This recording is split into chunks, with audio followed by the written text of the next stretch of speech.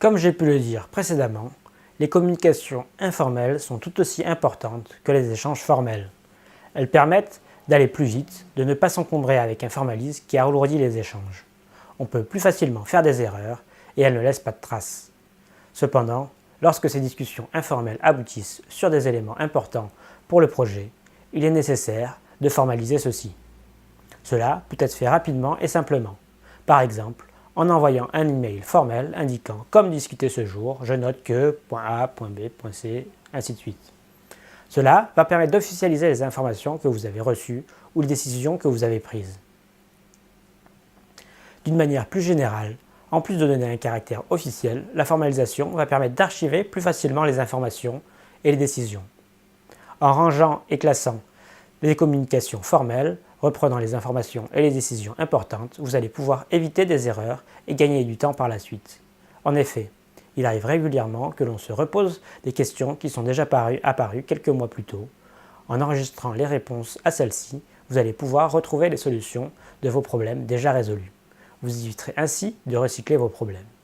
Garder des traces écrites, lisibles, rangées et accessibles par les différents membres de l'équipe est un facteur de succès.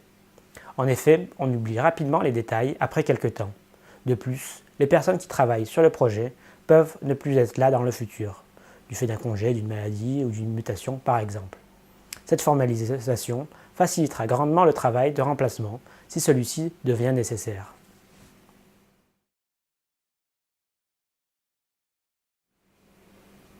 Vous est-il déjà arrivé d'avoir des problèmes qui reviennent à intervalles réguliers? Qu'avez-vous mis en place pour limiter cela ou y répondre plus rapidement? Avez-vous déjà été confronté à des pertes d'informations suite à l'absence d'une personne? Que faites-vous pour essayer de limiter ces pertes d'informations? Revenons à notre étude de cas. Vous allez réfléchir à un plan de communication pour ce projet. Quelles sont les communications qui vous semblent à privilégier pour les différentes parties prenantes?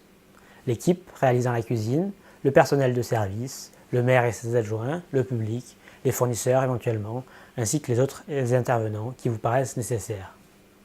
Pour chacune d'elles, prévoyez les besoins en communication et la manière de les réaliser. Pour cela, indiquez le ou les médiums, la fréquence à laquelle il vous semble nécessaire d'avoir ces communications, ainsi que le niveau de formalisme associé. Cela peut être réalisé sous forme textuelle ou être mis en forme dans un tableau plus synthétique.